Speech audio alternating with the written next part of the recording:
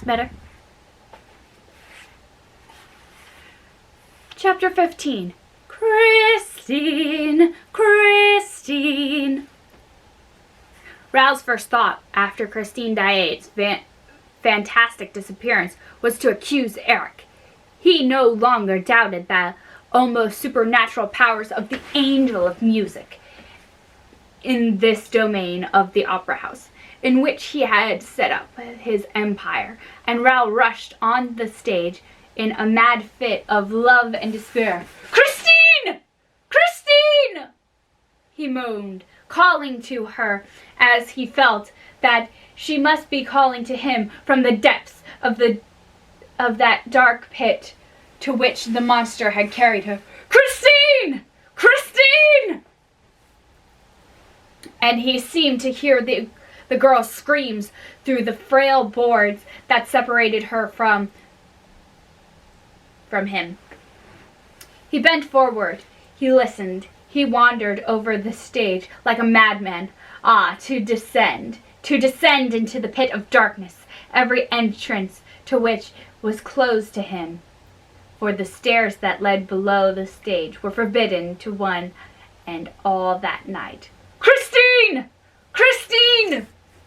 People pushed him aside, laughing. They made fun of him. They thought the poor lover's brain was gone. By what mad road, through what passages of mystery and darkness known to him alone, that had Eric dragged that pure-souled child to an awful haunt? With the Louis Philippe's room opening out onto the lake. "Christine! Christine! Why don't you answer? Are you alive?" Hideous thoughts flashed through Ral's congested brain. Of course Eric must have discovered their secret, must have known that Christine had played him false. What a vengeance would be his. And Ral thought again of the yellow stars that had come the night before and roamed over his balcony. Why had he not put them out for good? There were some men's eyes that dilated in the darkness and shone like stars, or like cats' eyes. Certainly Albinos, who seemed to have rabbit's eyes by day, had cat's eyes at night. Everybody knew that. Yes, he had undoubtedly fired at Eric. Why had he not killed him? The monster had fled up the gutter post like a cat or convict who, everybody knew that also, would scale the very skies with the help of a gutter spout.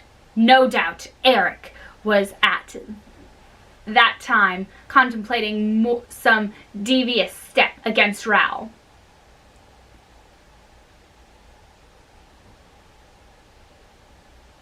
But he had been wounded and had escaped to turn against poor Christine instead. Such were the cruel thoughts that haunted Ral as he ran to the singer's dressing room. "Christine! Christine!" Bitter tears scorched the boy's eyelids as he saw scattered over the furniture the clothes of his beautiful bride was to have worn at the hour of their flight. Oh, why had she refused to leave earlier? Why had she toyed with the threatening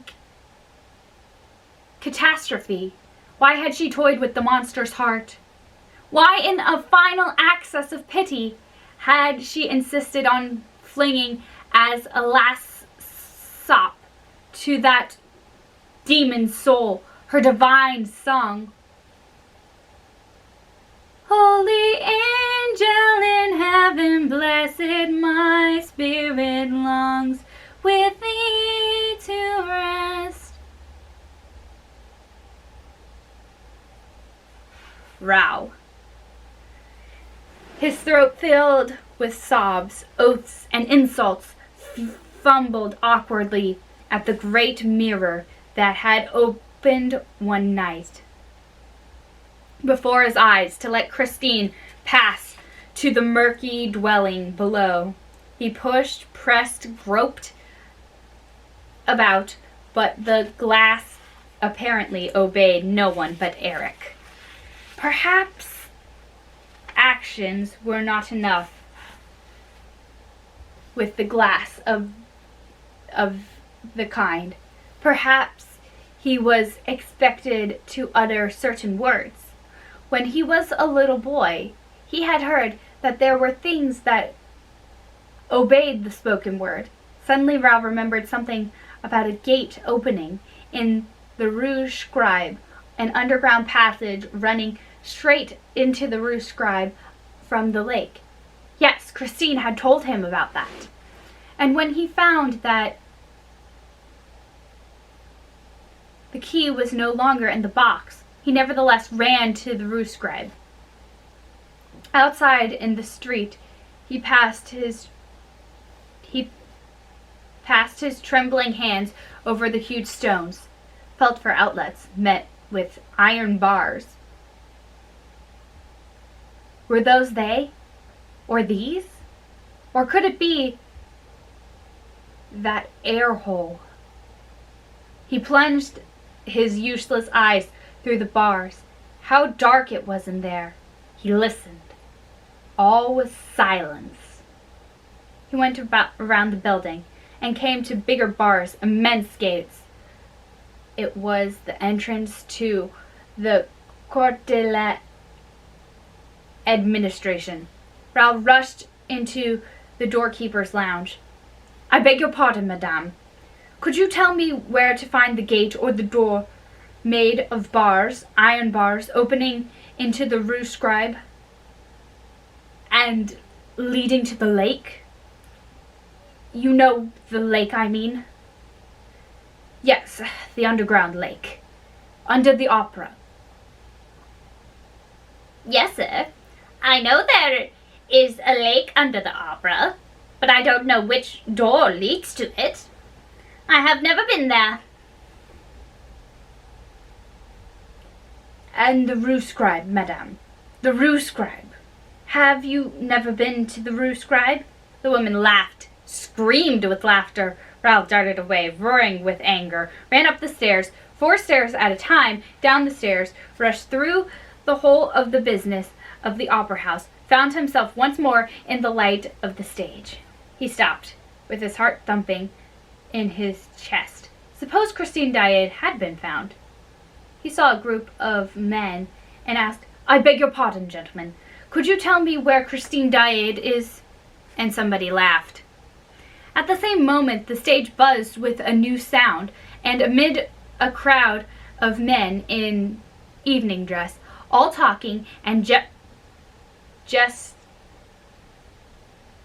gesticulating together, appeared a man who seemed very calm and displayed a pleasant face, all pink and chubby-cheeked, crowned with curly hair and lit up by a pair of wonderful, serene blue eyes.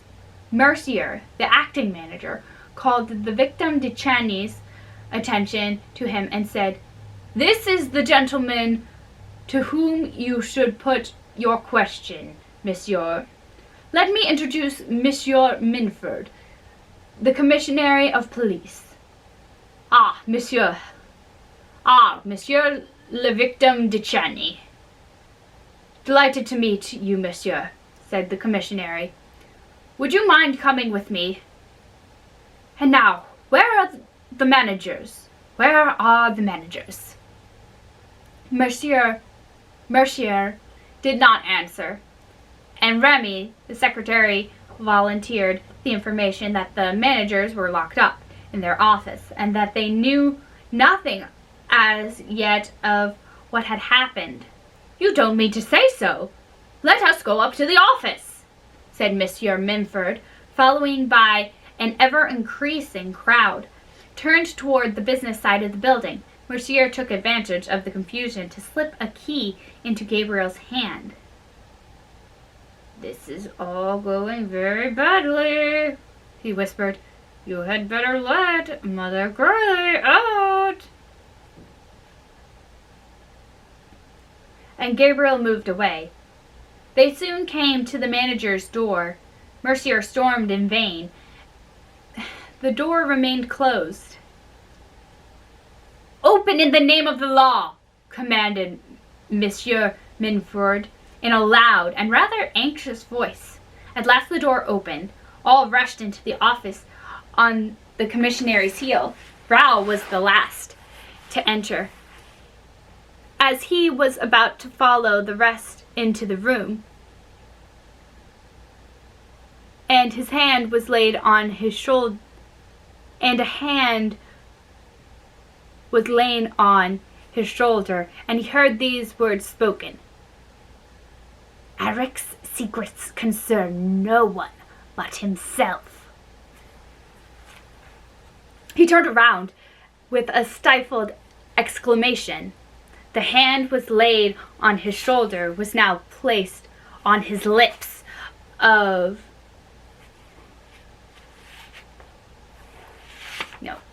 The hand that was laid on his shoulder was now placed on the lips of a person with an ebony skin, with eyes of jade, and with an astrakhan cap on his head. The Persian! The stranger kept up the gesture that recommended discretion, and then, at the moment when the astonished Viscount was about to ask the reason for his mysterious intervention, bowed and disappeared. Chapter 16. Me? Gurley's astonishing revelations as to her personal relations with the opera ghosts.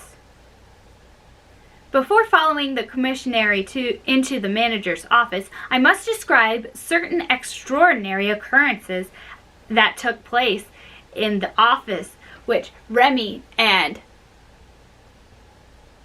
Mercier had vainly tried to enter, and into which Monsieur Richard and Moncharming had locked themselves with an object which the reader does not yet know, but which it is my duty as a historian to reveal without further postponement. I have had occasion to say that the manager's mood had undergone a disagreeable change for some time past, and to convey the fact that this change was due not only to the fall of the chandelier on the famous night of the gala performance, the reader must know that the ghost had calmly been paid his first 20,000 francs. Oh, there had been wailing and gnashing of teeth, indeed. And yet the thing had happened as simply as it could be. One morning the managers had found on their table an envelope addressed to Monsieur O.G. Private, and accompanied by a note from the O.G. himself.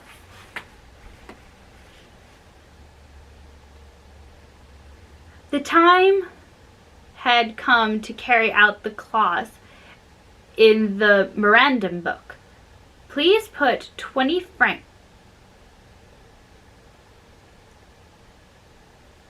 Please put 20 notes of 1,000 francs each into this envelope. Seal it with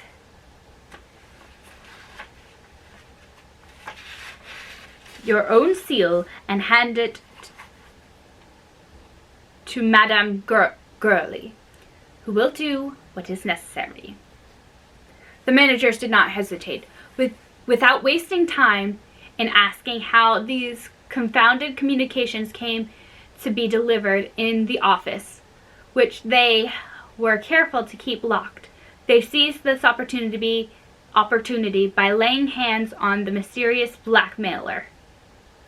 And after telling the whole story under the promise of secrecy to Gabriel and the mercenary, they put the 20,000 francs into the envelope and, without asking for explanations, handed it to Madame Gurley, who had been reinstated in her functions.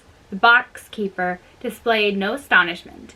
I need hardly say that she was well washed. She went straight to the ghost's box, placed the precious envelope on the little shelf attached to the ledge. The two managers, as well as Gabriel and Mercier, were hidden in such a way that they did not lose sight of the envelope for a second during the performance, and even afterward, as the envelope had not moved, those who watched it did not move either, and Madame Gurley went away, while the managers, Gabriel and the mercenary, were still there. At last they became tired of waiting and opened the envelope. After ascertaining that the seals had not been broken, at first sight Richard and Moncharming thought that the notes were still there, but soon they perceived that they were not the same. The 20 real notes were gone and had been replaced by 20 notes of the Bank of St. Farce.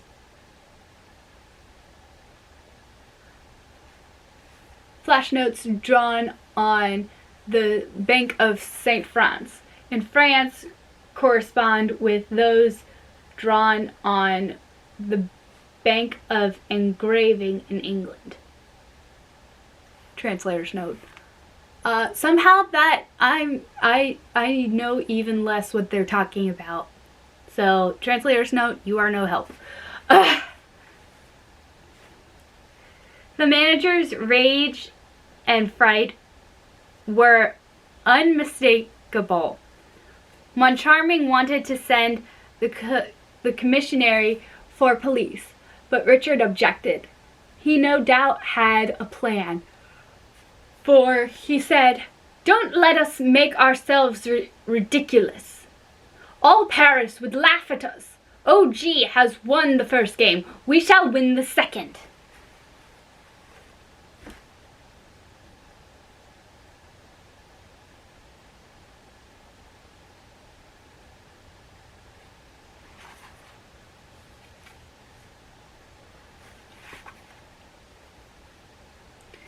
He was thinking of next month's allowance. Nevertheless, they had been so absolutely tricked that they were bound to suffer a certain dejection. And upon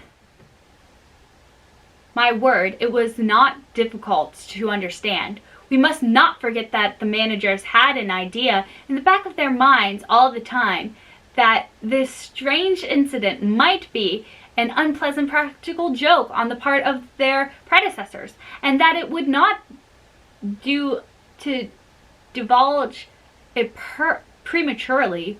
On the other hand, Moncharming was sometimes troubled with a suspicion of Richard himself, who occasionally took fanciful whims into his head, and so they were content to await events while keeping an eye on Mother Gurley. Richard would not have spoken to. "If she was a Confederate," he said, the notes are gone long ago, but in my opinion, she's a mere idiot." "She's not only idiot in this business," said Moncharming pensively. "Well, who could have thought of it?" moaned Richard. "Don't be afraid. Next time I shall have taken my precautions." The next time fell on the same day that beheld the disappearance of Christine Daae in the morning. A note from the ghost reminded them that the money was due. It read, "Do just as you did last time. It went very well. Put the 20,000 in the envelope and hand it to our excellent Madame Gurley." And the note was accompanied by the usual envelope. They had only to insert the notes.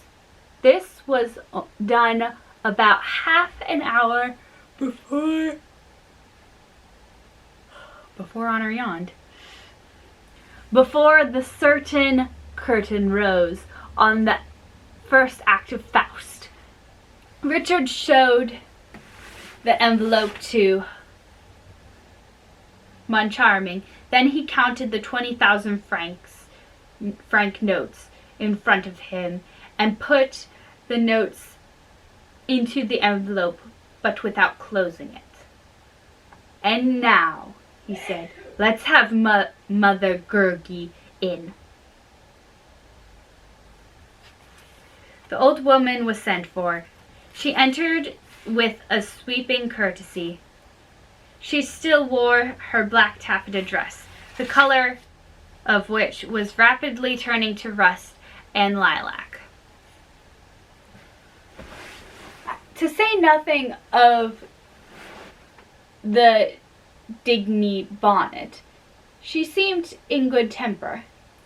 She at once said, "Good heavens, gentlemen, it's for the envelope, I suppose." "Yes, Madame Gurley," said Richard most amiably. "For the envelope, and something else besides." "At your service, Monsieur Richard, at your service. And what is the something else, please?" "First of all, Madame Gurley, I have a little question to put to you." "By all means, Monsieur Richard. Madame Gurley is here to answer you." "Are you still on good terms with the ghost?" "Couldn't be better, sir. Couldn't be better." "Ah, we are delighted. Look here, Madame Gurgi," said Richard, in a tone of making an important confidence.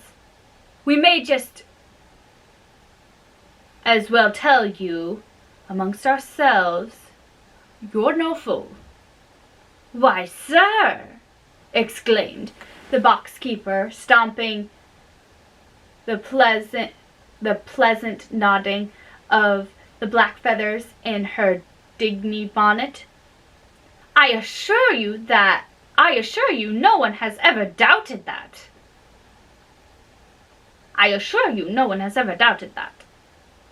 We are quite agreed, and we shall soon understand one another.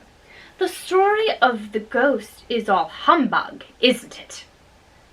Well, still, between ourselves, it has lasted long enough."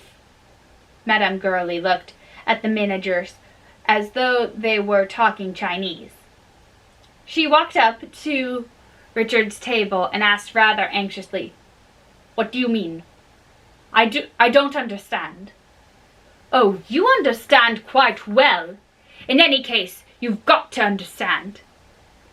And first of all, tell us his name." "Whose name?" "The name of the man whose accomplice you are, Madame Gurley." "I am the ghost's accomplice." His accomplice in what, pray?" "You do all he wants." "Oh, he's not very troublesome, you know." And does he still tip you?" "I mustn't complain." "How much does he give you for bringing him that envelope?" 10 francs. "You poor thing! That's not much, is it?" "Why?" "I'll tell you that presently, Madame Gurley. Just now we should like to know for what extraordinary reason you have given yourself body and soul to this ghost. Madame Gurley's friendship and devotion are not to be bought for 5 francs or 10 francs. That's true enough. And I can tell you the reason, sir. There's no disgrace about it. On the contrary, we're quite sure of that, Madame Gurley." "Well, it's like this. Only the ghost doesn't like me to talk about his business." "Indeed." "But this is the matter that concerns myself alone. Well, it was in box 5 one evening I found a letter addressed to myself." A sort of note written in red ink. I needn't read the letter to you, sir. I know it by heart. And my mask is falling off. Don't look! Don't look!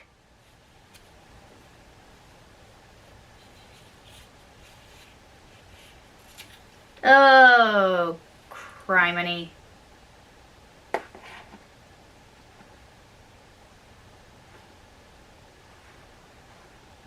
That's gonna need some glue.